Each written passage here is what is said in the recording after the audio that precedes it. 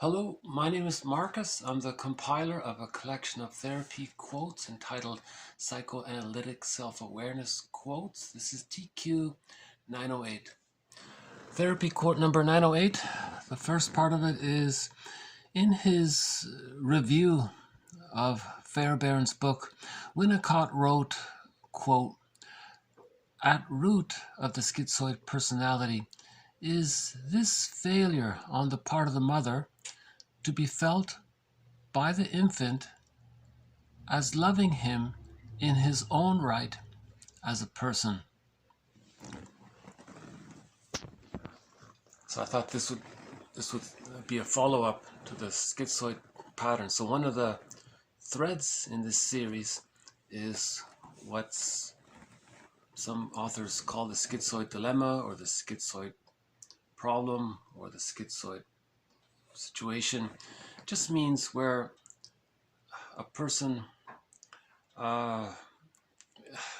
because he, like this quote says, because the baby didn't see that his mother respected him as a person in his own right, the baby felt that he felt hurt, so his feelings became a little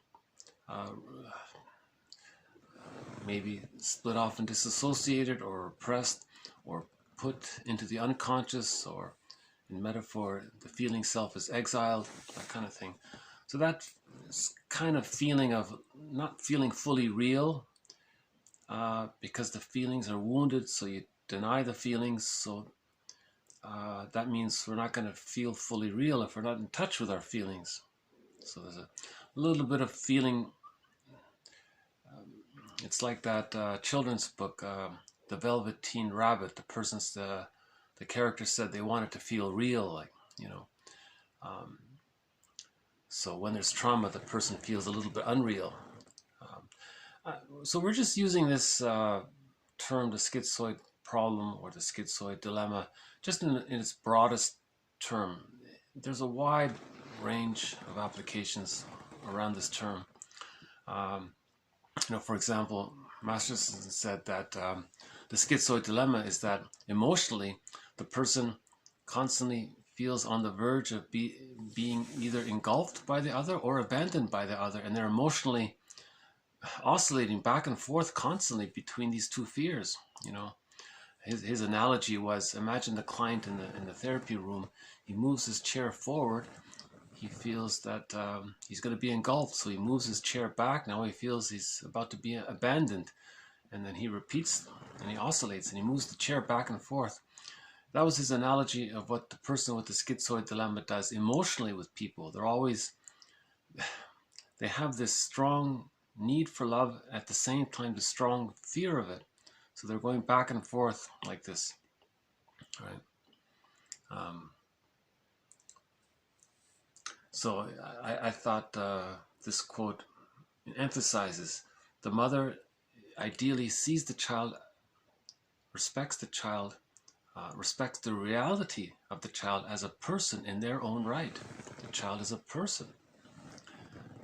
The child is a person, a little person.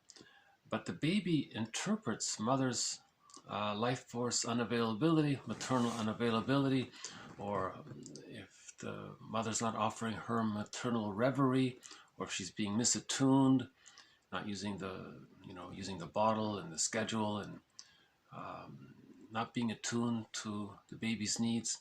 The theory is the baby, we imagine, interprets all of this as not being treated as a little person.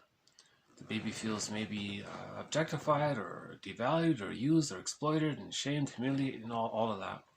So that causes the child's feeling self to be put into exile. So the feeling around that, the emotionality of that theoretical construct of the feeling self being put into the unconscious like that, we're calling the schizoid dilemma or problem. Right. On the Enneagram, maybe it's the unhealthy 5. Right. So this adds a little bit to it. This next part here, someone calls it a kind of love trauma. Otto Rank's birth trauma, a quote, love trauma of the third month is as fateful for subsequent development as Rank thought the birth trauma to be.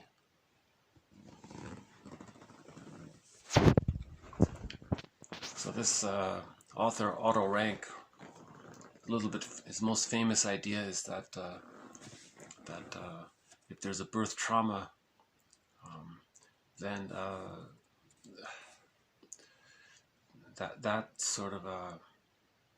that's the beginning of the baby using the defense mechanism of splitting. While in the womb, the mother was all good. Then at birth, suddenly this otherness, this mother, is suddenly all bad. So the baby creates two images of his mother, the loving mother and the frightening mother. And he denies the image of the mother being frightening. So that's sort of a birth trauma. If this doesn't get resolved by the age of 3, Rank is saying that a birth trauma can do that. A birth trauma can make it so that the child by the age of 3 doesn't synthesize these two exaggerated images of the mother as being a goddess or a frightening situation like that. He's saying here by the 3rd month, that's interesting that this 3rd month came up, because that's the theory Melanie Klein says. She says that from birth to 3 months, the baby creates these fantastic images of the mother as goddess or demon. Again, the baby thinks in images, and because of his small size, we imagine that the baby regards his mother as the giantess in the nursery. So if this giant is not available, the baby has a memory of this experience. All of these memories condense, coalesce, and they group together.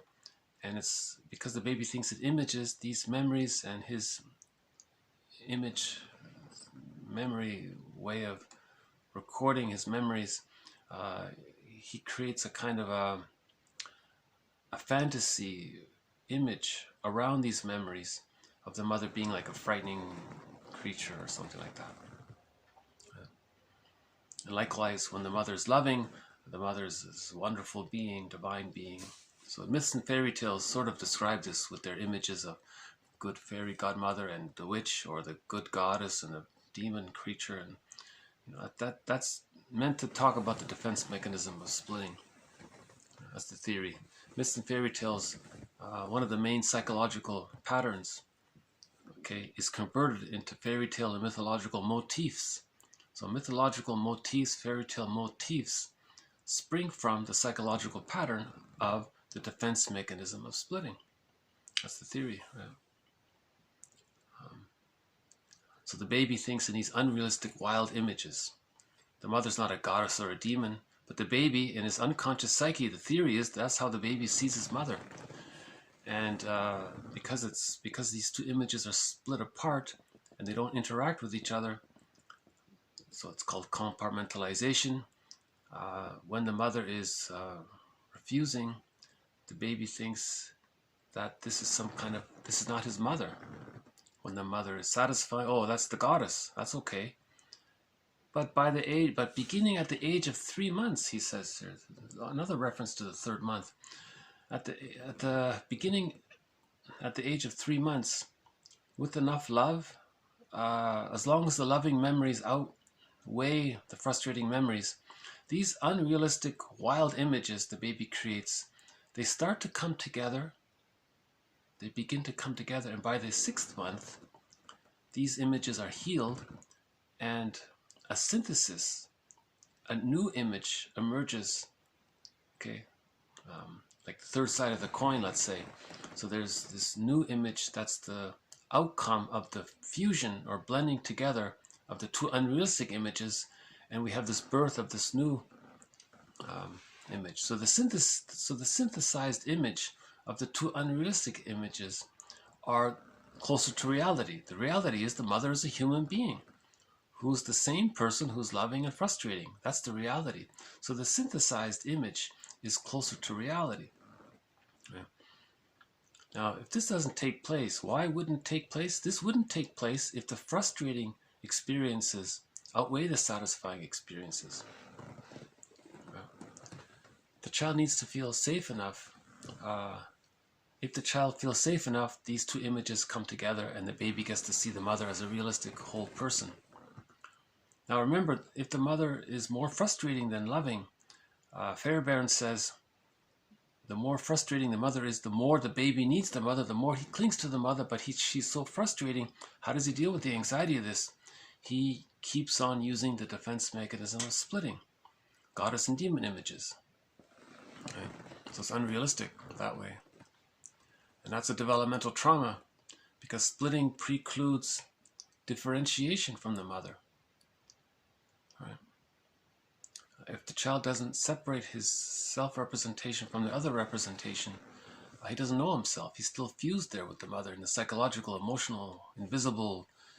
We live in two worlds, so we're talking about this psychic world, right? This invisible world, right? Using these models and theories and things.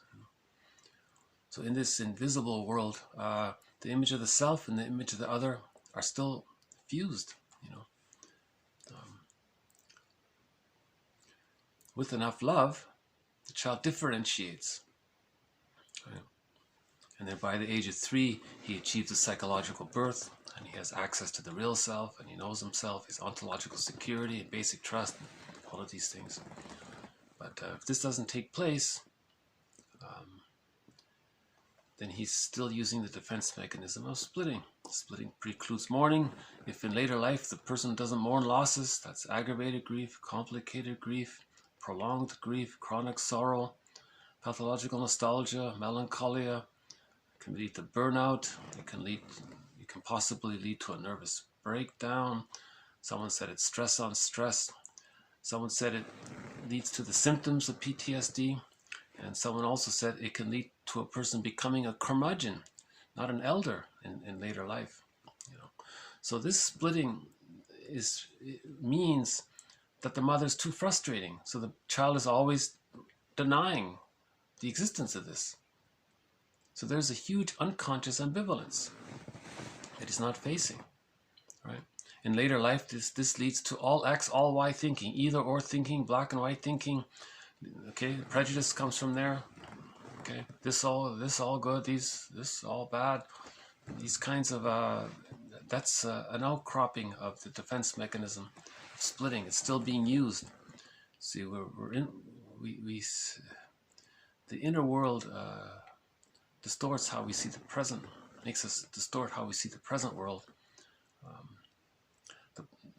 So the last video, TQ 906 and 7, talked a little bit about this topic. So may I refer you to the last video, TQ 906 and 907, about how we live in two worlds. Right? And the video before that as well also talked about how we live in two worlds, how the inner world influences the present world, the present physical world, how we see the present physical world. The psyche seeks wholeness, so the psyche gets the person to project their inner memories somehow into the present for the person's conscious ego to see what they're denying. Because we have to heal the internal object relations to feel better, right? So on. Okay, so this next part sort of builds on the last couple of videos.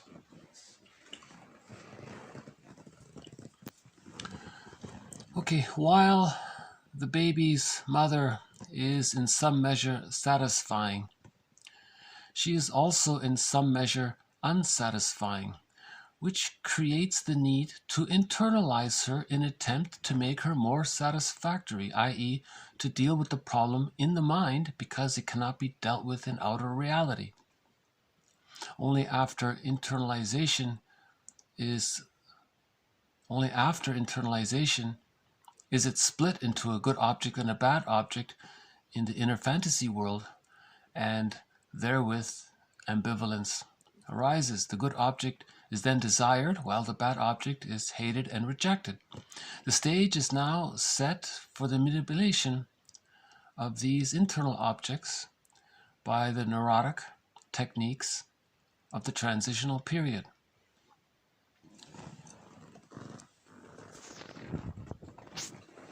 Okay, so this understanding some of this material is a work in progress. So each quote maybe adds a little bit of clarity. What he's saying here, I think, is that first of all, if the baby is having a hard time with his mother, that's very emotional. So he's going to internalize. He's going to have these memories. Now now how does he go from that? What does he do with these memories? So Fairbairn theorizes the child might use one of 4 techniques.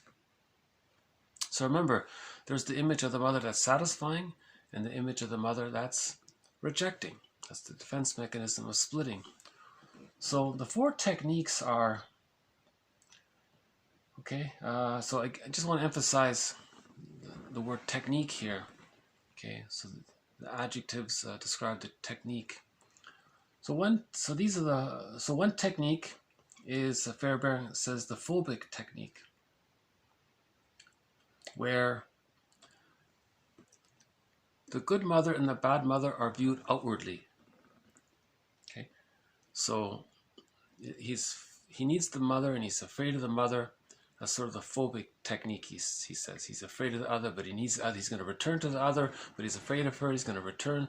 He needs others' love, but he's afraid of others' love, so he's phobic that way. The other technique is the obsessional. The good mother and the bad mother are just kept within. So the person is obsessive about things to try to please the internal mother. The other technique is the hysterical technique, where the good mother is outward, but the bad mother is inward. The paranoid technique, it's reversed. The good mother's inward and the bad mother's outward. Right. So we posted this little chart earlier, so just review it again here. Okay, the 4 techniques may be summarized in the following table. Okay, so you got the techniques. Okay, the 4 there. Okay, and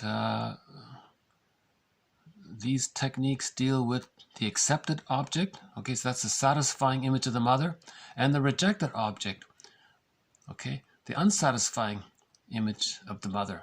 So good breast, bad breast, or good mother, bad mother, to keep it simple, because the baby's thinking in terms of splitting, right?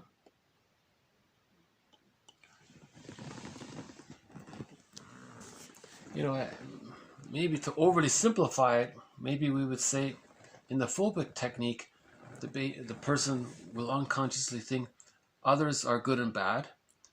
In the obsessional technique, he is good and bad. In the hysteric technique, he'll say others are good and he is bad. In the paranoid technique, he is good and the others are bad. So what you have here, you have these split images, a satisfying image of the mother and the rejecting image of the mother. And the techniques means that one of these 2 are going to get projected, or both can get projected, or neither get projected. You see, so there's 4 patterns there. That's what he's saying.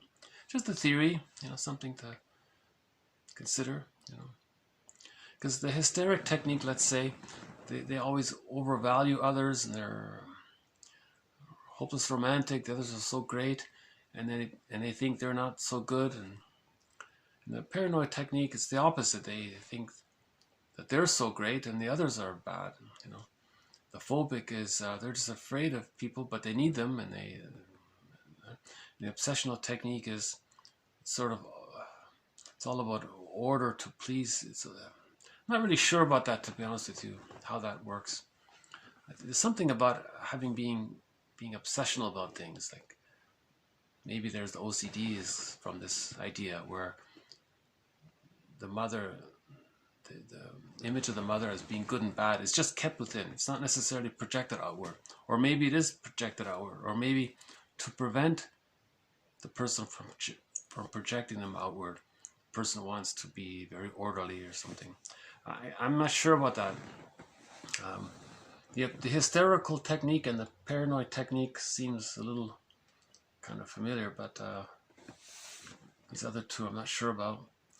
So hopefully in the future this topic will come up again. This is Fairbairn's 4 techniques. Not much is written about it, so we'll have to revisit it. You know, a lot of times I post a quote, it's just meant to be a bridge to something better in the future. It's like a stepping stone in a way. So in some of my videos, I'm only tentatively presenting something as in a vague way, and it maybe helps me to build on it for future videos. So some videos I think are better than others, but or offer a little more clarity in terms of what the theory is saying. So there's a lot of ambivalence in this series, I think, in terms of what's being said here, in terms of understanding what's being said here. So so I'll just finish off with this part regarding the 4 techniques. Fairbairn writes, quote, "From the phobic point of view, the conflict of the transitional period presents itself as one between flight from and return to the object. From the obsessional point of view, on the other hand, the conflict presents itself as one between expulsion and retention of the object." So it's within, right? In the hysteric state, okay, the conflict appears to be formulated as simply one between acceptance and rejection of the object. Acceptance of the object is clearly manifested in the intense love relationships which are so typical of the hysteric or the codependent, let's say. But the very exaggeration of these emotional relationships itself raises a suspicion that a rejection is being over-compensated. This suspicion is confirmed by the propensity of the hysteric to dissociative phenomena. If the paranoid and hysterical states are now compared, we are confronted with a significant contrast. Whereas the hysteric overvalues objects in the outer world, the paranoid individual regards them as persecutors, and whereas the hysterical dissociation is a form of self-depreciation, the attitude of the paranoid individual is one of extravagant grandiosity. The paranoid state must accordingly be regarded as representing rejection of the external object and acceptance of the internal object, or alternatively, externalization of the rejected object and internalization of the accepted object. The hysteric position is the opposite of this. The accepted object is sought in the outer world, and the rejected object is regarded as being inside. So one possibility around this is that if the arrested development takes place within the first 3 months, let's just say within the first 6 months, where the person doesn't differentiate, okay, that means the baby didn't get enough love to hatch out of the symbiotic orbit with the mother. So the main emotions there are just hate, envy, greed, vindictiveness, schadenfreude, spite, and anger, all right? Love and gratitude haven't entered the psychological picture. So that's one area. If the child does get enough love, he can differentiate out from the symbiotic orbit. But let's say the arrested development takes place between 6 months and 36 months. That's the hysteric pattern or the codependent pattern. Now they have love and gratitude, but they didn't get enough love to complete the separation individuation process to achieve the psychological birth at 3. So Bergler says from birth to 6 months, the arrested development means fixation at the rejection level of not getting enough love to leave the symbiotic orbit, or not getting enough love to differentiate himself. So the main emotions are hate and anger. So the person in that case is going to project the rejecting image of the mother onto others. Right? So the Fairbairn is calling that the paranoid technique, because others are not the refusing breast mother, but that's to deal with the anxiety. The baby must bond to the mother. The only way to bond to the mother is to reject that the mother's refusing. How does the baby do that, or how does the psychic structure set that up for later life? The person will project the rejecting image of the frustrating mother onto non-threatening substitute others, and then regard others as the rejecting mother. So Fairbairn calls that the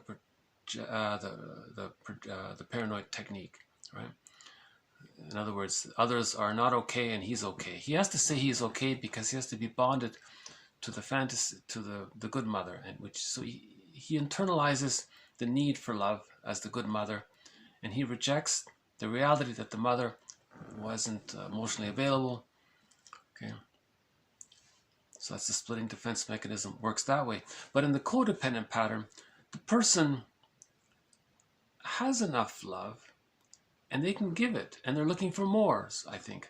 So now they're projecting the good mother onto others outwardly, and they think others are so great, but they didn't achieve the psychological birth. So they're still holding on to the rejecting image of the mother to try to master that. But the earlier phase, they can't offer that. The only way to do it is to project the rejecting image of the mother outwardly. Whereas the codependent pattern is doing the more natural thing, is to keep it, to try to heal it in his own mind, kind of thing. Whereas the earlier pattern, they don't have enough love to make that effort. They just have to always blame others all the time. Yeah.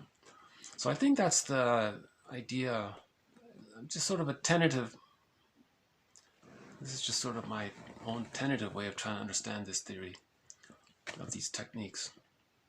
Yeah. So that's why I've been using the term the codependent pattern. They see others always as good and themselves as bad. That's called the sweet lemons rationalization. Whereas the earlier one, right, they can't use that rationalization. They will just say that they have a negative view of life, right, or others. Right? So the narcissistic pattern, the hostile, provocative attachment style, the one that's called hiding behind power struggles as a character defense, the schizoid pattern that resembles the Iago character from literature, some of those that symbiotic character disorder, and some of the other patterns that come from arrested development within the first 6 months, where the splitting defense is still being used. Right? The main emotions there are hate, envy, greed, or grenvy, and spite and shadow. You see, so they're stuck with the anger of not getting enough love to differentiate. They're still fused with the mother, battling with the mother, or they've identified with the mother, or they want more mother, or the hostile, provocative attachment style is they're trying to say that they didn't get their symbiotic needs met, and it's as if they want someone else to be the mother and fuse with them. Because remember, the baby needs enough love to be able to finally leave her. If the baby doesn't get enough love to leave her, he can't leave her. He needs enough. That's a precondition. The baby needs enough love in order to leave the love. That's differentiation. If the baby doesn't get enough love, he's still stuck there, fused with her, and wanting more of her love. So the hostile, provocative attachment style is aggressive and provocative because he's trying to, it's as if he's trying to say, it's as if he's trying to create someone else to be his mother and fuse with them to get the love from them to then leave them. But it can't be done after the age of 5. It's repetition, compulsion gone awry, or pathological repetition, because no one can travel back in a time machine to correct that. It happened, it passed. But the psyche is getting the person to behave that way for the person's own conscious ego to see the situation within. You see, the psyche is trying to communicate to the person about the trauma. So either we act out and repeat and don't understand and don't look in and it's Sisyphus, or we reflect and regard our projections as something that's about the inner world and we heal that way. Right? I still don't have an update about that symbiotic character disorder. But one suggestion was made by somebody. I'll follow up on this, but just tentatively, about that symbiotic character. So you remember the hostile provocative attachment style? They were hatched out of the symbiotic ed prematurely. They hatched out of the symbiotic needs, so they didn't get enough of their symbiotic needs met. That's why they want someone else to fuse with them. The narcissistic pattern, they have identified with the aggressor. So they're stuck in the negative symbiosis with the mother, and they're doing to others what the mother did to them, and they're in that negative symbiosis that way. Now, the symbiotic character disorder, I think they didn't get, I'm not sure what's going on there, but someone made a reference to this movie from a while ago called, I think it's called The Men Who Stare at Goats. I think the character there was trying to induce his own symbiotic needs. He needs to fuse with the mother. He never got that. So he's trying to induce a psychological fusion with the other. And in this case, it was the goat, according to the movie. Now, the person is angry at the mother for not getting the symbiotic needs met. So now, if he fuses with the mother, he thought he can then feel his anger towards his mother to see if the goat will feel the anger. Now, the poor goat was like innocently shaking his head. What does this guy want? What is he doing? Who is he? What does he want? So it was bizarre there like that. So, but I think the symbiotic character disorder might be that the person really didn't get even their very basic symbiotic needs met. I think the point of that movie maybe was, or the psychological never mind the superficial, the surface story of it, but the underlying psychological underpinning of that inspired this concept maybe is that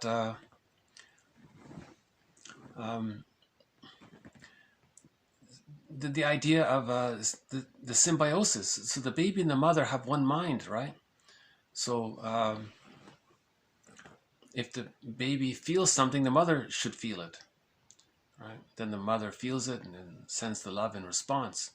If the mother is feeling something, the baby will pick it up, right? Now the baby's going to be hurt if the mother's sad or painful or angry. It'll affect the baby. So that symbiotic connection transfers some of the emotions like that. So anyways, I'll follow up later on it, but yeah.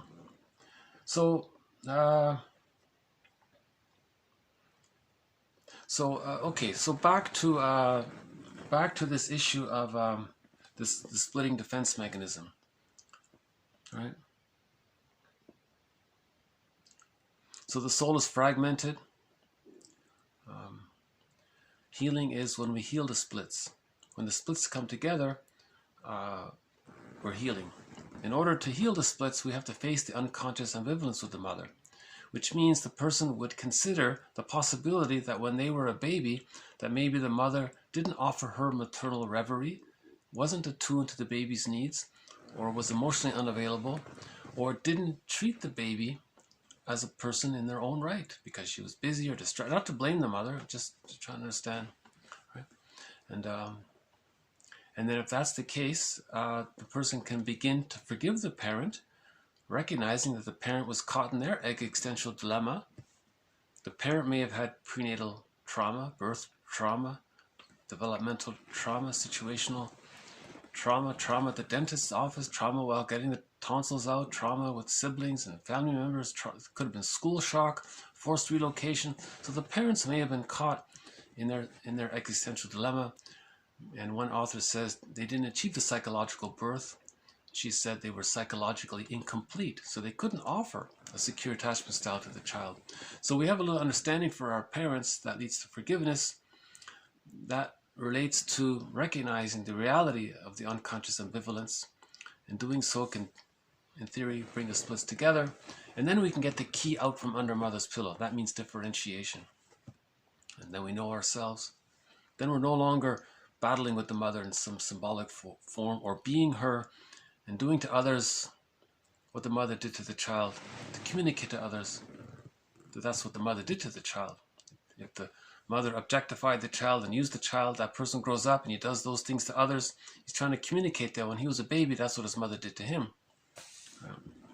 That's a narcissistic pattern.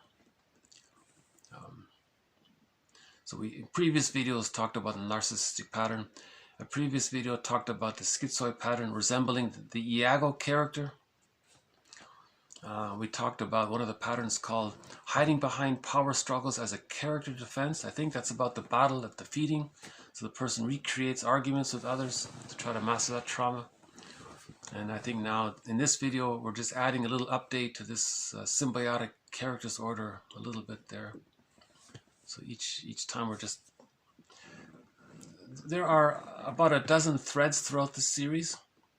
So I think this is one of the threads about these patterns that come up when there's arrestive development, meaning the child wasn't able to get the key out from under mother's pillow. Okay, meaning the splitting defense mechanism is still used, projective identification is still used. Okay, externalization, reaction formation, magical thinking, infantile megalomania, okay, that's all, and rationalizations to cover it all. That's all still being used. That's one of the threads here, and the patterns that can come from that.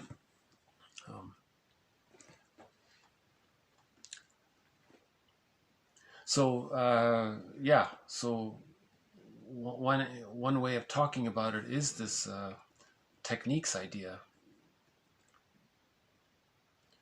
Again, okay, the technique. So one technique, okay. So let's start with the bottom one there, the phobic technique. We could simplify it by saying others are good and bad. That's all he thinks about. Right? So he's phobic that way. Or the obsessional technique, he says, no, well, no, the main focus is I'm good and bad. Okay. Or the hysterical technique, the focus is, well, others are good, but I'm bad. And then the paranoid technique, well, I'm good, exaggerated omnipotence there, right? And others are bad, kind of thing. So those are the 4 techniques about that. Okay, let's do 3 more quotes here. Psychoanalysis is a difficult, painstaking attempt to understand what is going on in the human mind based on what clients are able to tell us about their thoughts, feelings, needs, wishes, etc.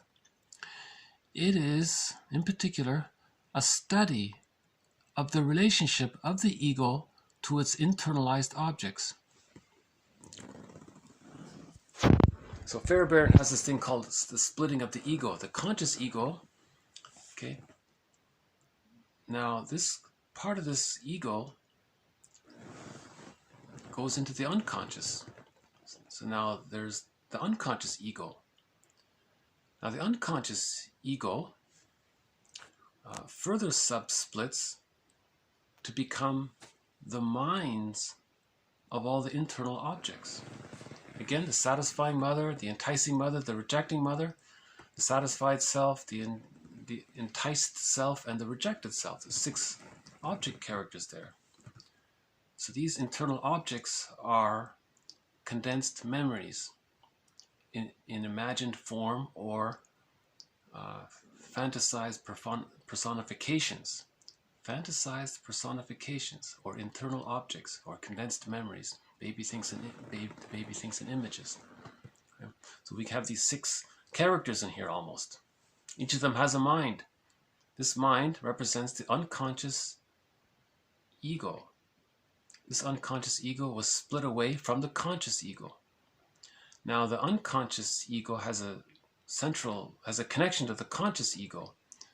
Okay. Now the unconscious ego is going to project these 6 characters, some of them at one time, either one or all 6 or any combination, either outward or inward, or right, like those techniques we just mentioned. Now, the unconscious ego is doing this because the unconscious ego is is connected to the psyche's quest for wholeness, is cooperating with the psyche, which seeks wholeness.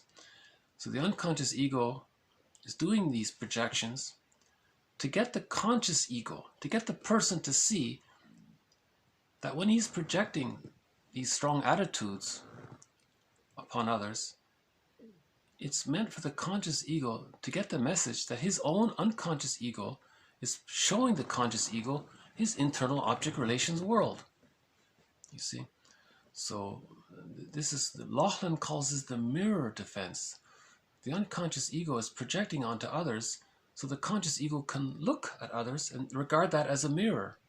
So that self-help slogan, every man is my brother, every man is my mirror. So your opinion about others, that's like a mirror for what's inside. Okay, your judgments and strong opinions about others, that's a mirror for what's inside. Okay, which of these 6 fantasized personifications or internalized objects are we talking about? Okay, that's the theory about that. So psychoanalysis is sort of the study of all this. Right? So the work of Melanie Klein, Fairbairn, Margaret Mahler, Masterson, Bergler, and Karen Horney. Those 6 are the featured mentors in this series, and they all address this sort of idea of trying to understand the inner. When we say know thyself, the self is the totality of the conscious self and the unconscious self. We live in 2 worlds, right? Okay, the next one here. Yeah, he says psychoanalysis is a difficult, painstaking attempt to understand what is going on in the psyche, in this other world, based on what, making inferences based on what people tell us. And then we consider that the memories, so what the client is saying, those are some of his memories. Then we can imagine what's in the internal object relations world. We live in 2 worlds, so we have to understand both worlds. The practical world of his daily life and this inner psychological inner world. And we had a reference earlier to that French comedy fantasy movie called 2 Worlds, where the guy was transported back and forth between his unconscious world and his daily external world. When he healed the internal object relations world, his outer external world got better.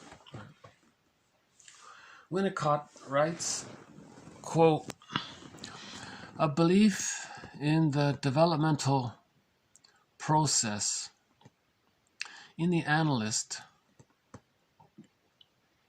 okay, if work is to be done at all. And this is quickly sensed by the client. So the therapist wants to have a belief in the developmental process, if the work is going to be done at all. And the client can sense this, will sense this. Okay, the true self has been hidden practically for a lifetime behind a false self constructed on the basis of compliance to the demands and expectations of the outer world, the mother, right? The real dynamic potential of the client does not operate on this false self, while the individual's operational center is the false self where there is a sense of, while the individual's operational center is in the false self, there is a sense of futility. And in practice, we find the change, in practice, we find the change to the feeling that life is worthwhile coming at the moment of shift of the operational center from the false self to the true self.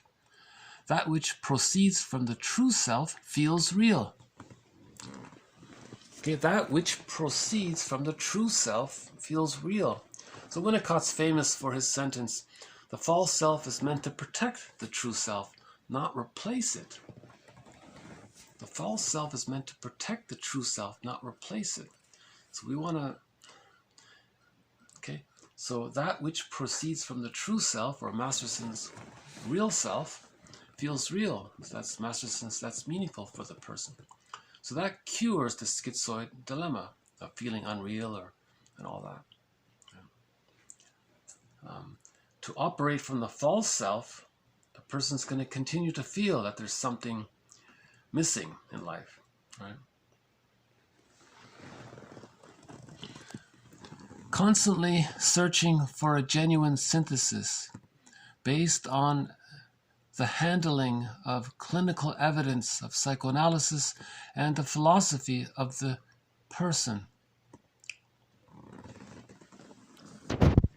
So he was saying in general that the therapy community or the psychology community is constantly searching for a synthesis of the clinical evidence of psychoanalysis, so the evidence of the psychotherapy process, and to synthesize the evidence with some kind of philosophy about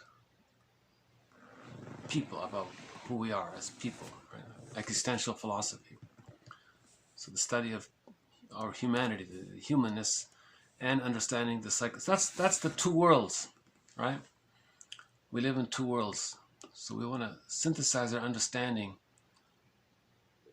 of what we know about the inner world, psychoanalysis, and what we know about the outer world, the philosophy of the person in the outer world. Right? So bring those two together. Then we can understand ourselves better. Right? See, if we don't, then this unconscious world, the repetition, compulsion, gone awry, is going to keep on trying to get the conscious person to heal the inner child of the past, right?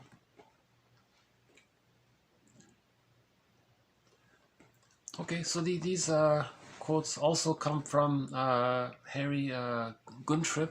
The past several videos from TQ 904 to 908, these past 3-4 videos are all from Guntrip. Guntrip, I'm just discovering him myself. He was Fairbairn's student and client, and I think at one point someone said Fairbairn regarded Guntrip as his protege to continue his work. And I think he did to some degree. You know, Guntrip and Solani and Aletha Horner and a couple of other, Masterson, of course, I think they've done a great job to help to advance Fairbairn's model. Fairbairn has a model called the endopsychic structure, a model of this other world that we live in. Guntrip keeps calling it a psychic reality. Like our feelings are real, so it's a psychic reality, right? If you're feeling something, that's real. You're feeling it. You know, that's a psychic reality. Right? If you have a dream, that's from that psychic reality world. You know. Yeah. Oh, okay. So just to close on a song here. So this is just I'm not too familiar with the singer, but someone was talking about this album called A Wish by a guy named Hamza El-Din. Some traditional music, I think.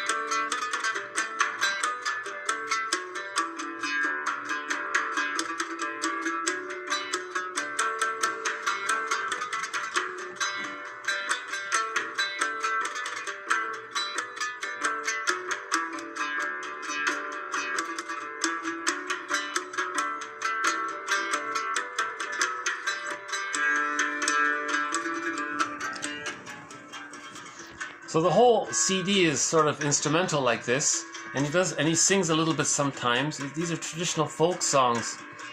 So the whole album is pretty much sounds like this to some degree. It was interesting because I read a little bit about one of the songs on this album. It was a traditional wedding song. It's very interesting. With just some simple instruments, a whole wedding song was created. It's interesting. It's on this album here. I'll just play it in the background here. Yeah,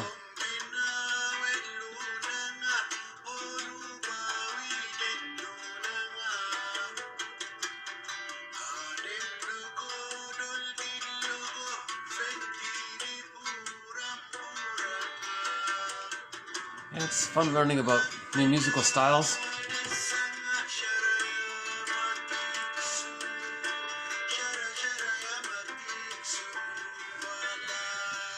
Recently we played a genre of music called melancholic folk, neo-folk.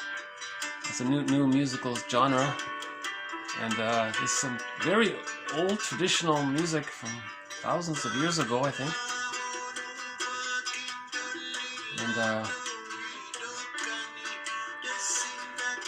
And we recently played a song from Devrim Kaya, a traditional Turkish song, which was nice. We've played some classic rock. Recently we played Santers, a rock band.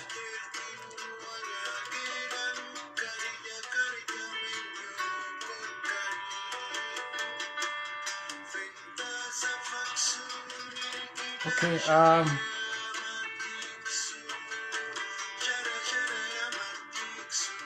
so this builds on previous material.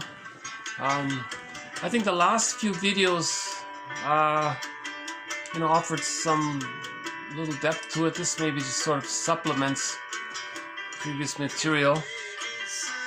The main idea in the first part is that the baby is a person. Mothers maybe sometimes forget that. They go, it's just a baby, it's just they don't know what's going on, they don't feel or think, it doesn't matter what happens, they're not gonna... That's not true. They have what's called an implicit memory system. Remember, the amygdala is fully developed at birth. The baby has a fully developed amygdala.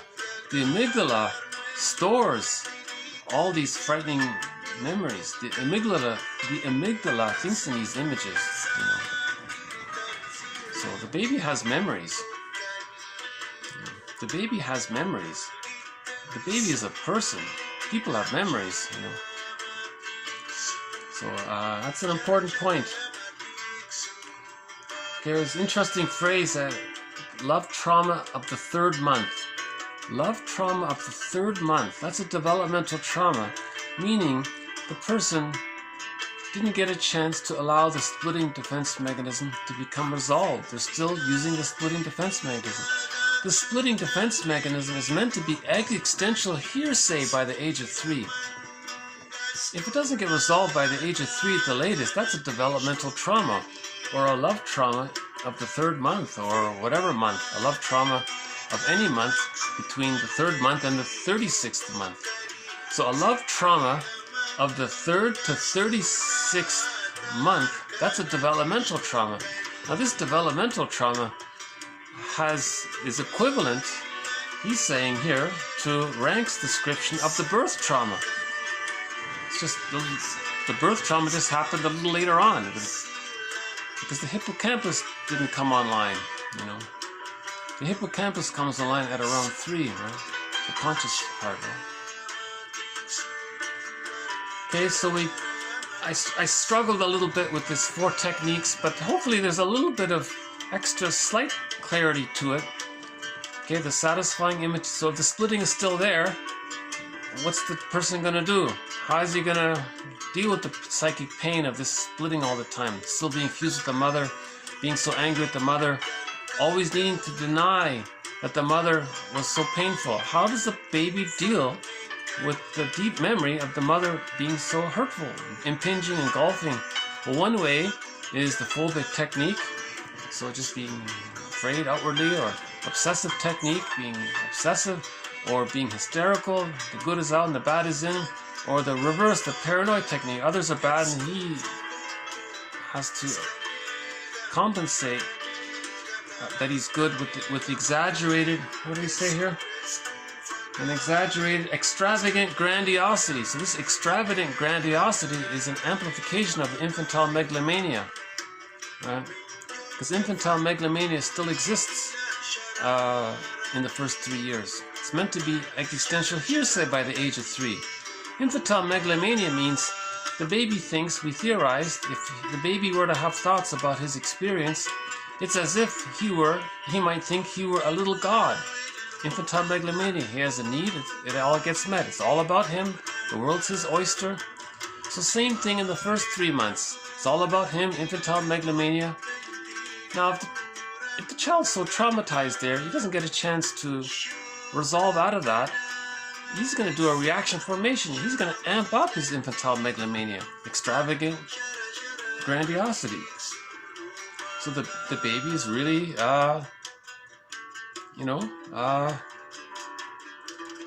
adopting whatever psychological maneuvers he has to survive. The mother being so engulfing, emotionally unavailable, not offering her maternal reverie, not offering her attunement, her ministrations, her essence, if she's not that's why breastfeeding is so important. One author said breastfeeding helps the mother to be attuned to the baby's needs. Okay? Ideally, at the biological birth, the baby, if everything goes well, the baby is handed to the mother in one motion because all of the hormones are there. The mother produces all of these hormones, all of this oxytocin and so on. It's all there. That's meant for the baby to bond, to be fused. It's meant for the baby to think that he's still in the womb. This is called the extended womb. Humans come out of the womb too early, so babies need this extended womb. And the mother's biology creates all these hormones to fuse with the baby. So you want the baby to be handed to the mother in one motion, and they're fused there. If the baby's put away for a while and it comes back, some of the hormones are missing. The mother might be feeling a loss herself, and we had quotes about that.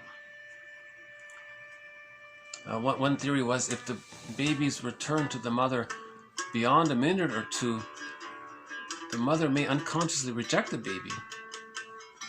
This happens in the animal world, where the mother cow rejects the baby calf. If the calf was taken away and returned a day later, the mother rejects something like some humans. Apparently, Darwin says we have a lot in common with nature. So the mother may unconsciously, because of the loss of hormones. Remember, that's a very sensitive moment. When the baby's born, the mother's body produces all of these hormones for the baby to fuse with the mother, to keep the womb life. Okay? So if that doesn't happen, we can say that's a birth trauma, right? But if it does happen, that helps the mother. When the mother's bonded to her baby, that helps her to get in touch with her own maternal instinct, or her motherliness, right? That allows her to be attuned. She feels joy to be attuned to the baby's needs. And the baby sees that the mother's happy with the baby. So there's that mutuality there. The baby sees that the mother regards the baby as a little person. If the mother's misattuned and disconnected like that, the baby feels that he's being objectified. That leads to the schizoid dilemma. The emotions go into exile. The splitting defense mechanism is used.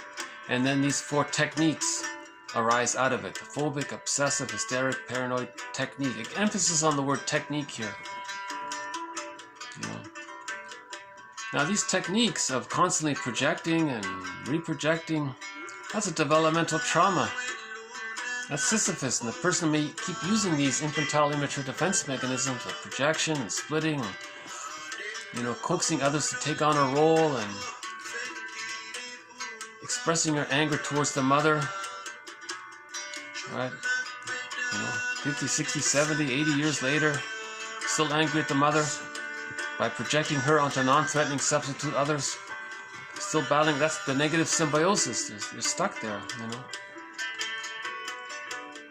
So the healing journey is to, with the help of these models, consider these models.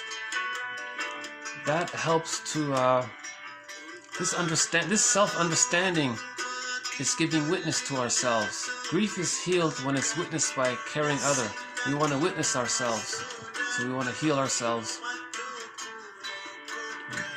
Wilson calls that the moral revolution, to heal ourselves. Bergler says we're responsible for our unconscious, to heal our unconscious. Masterson said we're responsible for the inner child. And other authors have said the same thing. Man's main task is to give psychological birth to himself. To do that, he has to face the unconscious ambivalence. How does he know that there's unconscious ambivalence? Well, consider these techniques. Is he using these techniques? If he's prejudiced, that's a sign of one of these techniques. That's the paranoid technique. You know? If he over-idealizes others, that's the hysteric technique. You know? If he's OCD, or if he's phobic like that, or anxiety disorder, you know, also it could be from there. So once we face the unconscious ambivalence, remember, the image of the mother being frustrating is denied. It's put in a box and it's denied. I think we have one of the birds here. Hold on.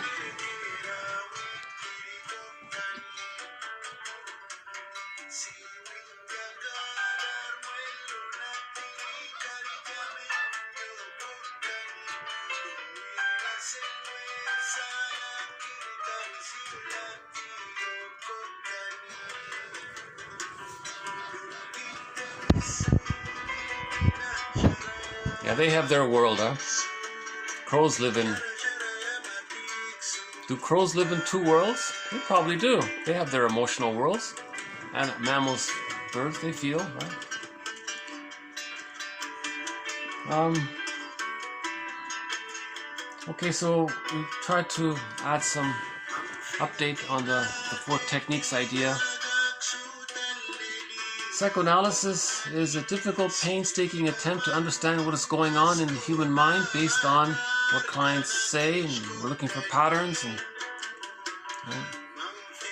in particular, it's the study of the relationship of the ego, the unconscious ego, to its internal objects. Internal objects. Right? These internalized objects, that just means condensed memories, and then out of fantasy they're personified. And these personifications, we attempt to imagine them in fairy tales and myths. You know? So myths and fairy tales describe the inner world. Myths and fairy tales describe internal object relations.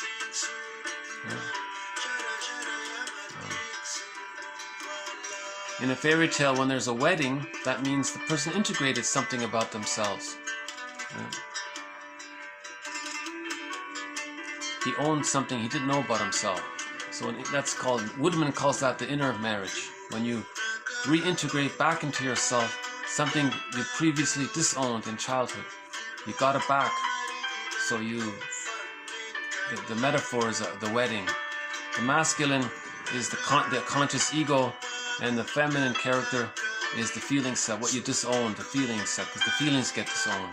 So you're bringing back your feelings to yourself. Right? We want to get our feelings back. Right? The baby exiles his feelings. As we get our feelings back, or our ability to feel back, the metaphor is this little inner wedding kind of thing. Okay, Winnicott again about the false self. It's just meant to be a defense mechanism to protect the true self. The false self is not meant to replace the true self. But some people do that. They actually think their false self is their true self. They think this defensive consolation, this extravagant grandiosity or whatever, or identification with the aggressor, or repeating repeating the childhood situation constantly, they think that's the true self. They think that's the true, that's the false self. The true self is the feeling self in exile. So when we face the unconscious ambivalence with the mother, we forgive her. That brings the splits together. Then we get the key out from under mother's pillow. Then we differentiate. Once we differentiate, we're halfway there, right? That's the beginning of mutuality and seeing people as human beings and things. If you're unconsciously seeing people in these exaggerated fantasy images, goddess and demon, all of this, but you're not aware of it, okay, that's a sign of the splitting defense mechanism. And we ended here searching for a genuine synthesis. How do we synthesize these two worlds? How do we understand these two worlds? How do we bring them together so that they're synthesized and we have a unified, so-called unified theory of the self? So we always seem to be looking for this unified understanding of who we are. To do that, we have to bring together these two worlds that we live in. Just understand the unconscious and understand the conscious. Again, Robert Bly's metaphor, by the age of 5, so much of who we are gets put into this bag we drag behind us. Okay, this bag is the unconscious. Right? And we spend the rest of our lives trying to get the contents back from the bag, to reintegrate it and re-own it back into ourselves. Now this bag is sometimes called the second self, or the second self of the unconscious. Right? Karen Horney calls it the stranger within. Someone called it the secret self. Someone called it the skeleton. You want to welcome the skeleton to the fireplace. Give him the best seat. Treat him as an honored guest who has a right to be, who had a right to be, who's a wise teacher. In poetry, it's the one who walks with us, who's not like us, but who is us.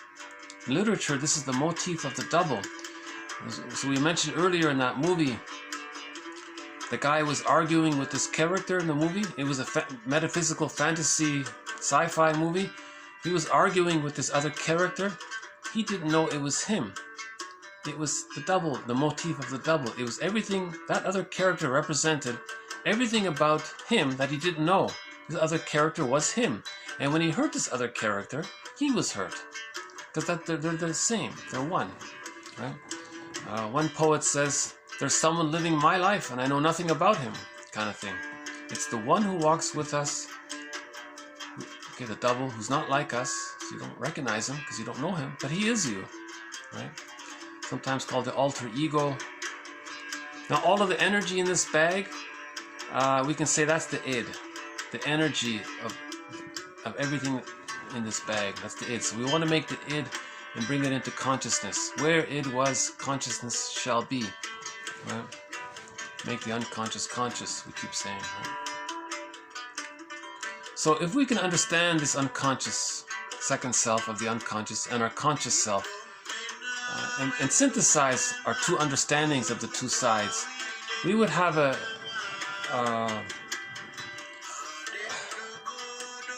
that would feel, I mean, just even the thought of that, I feel happy even at the thought of that, you know, that we would have an understanding and unification, a reunion, right? That's like the wedding in the fairy tale. So that'd be like a grand wedding in the fairy tale, you know.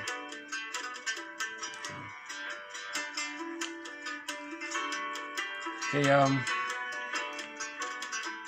not bad, huh? It's catchy, this song. No idea what he's saying, of course. No, maybe I'll play a bit of that wedding. Since we just mentioned wedding, maybe I'll play a bit of that wedding song. I think it's this one here. Is it track? I think it's track 4. Let's see.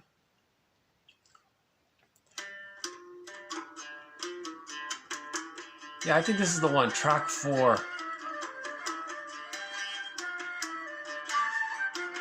Well, it's either track 4 or track 2. It's one of the longer, or track 7. It's one of the longer ones. Yeah, I'll have to look it up again. It might not be this. In one of these tracks, he said, He said it's a traditional wedding song. It's very nice. It's very nice. See, all these songs sound a little similar, right? But they're a little different. Let's see, which one is it? Maybe it's track 5, is it? Oh, this is the one. This is the wedding song. Track 5 called Na Grishad.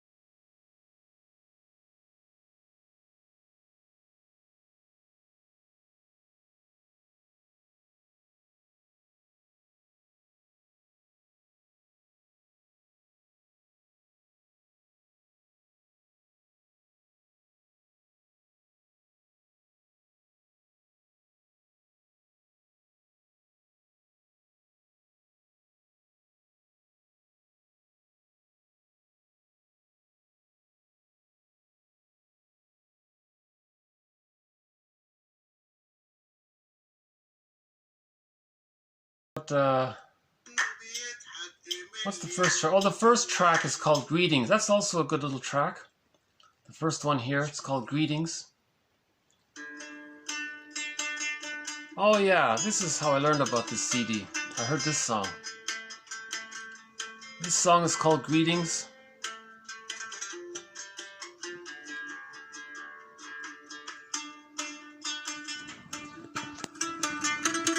Greetings.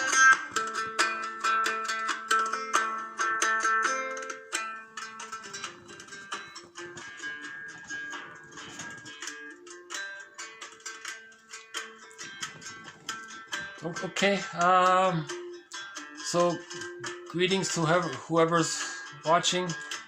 Thank you very much. Bye for now.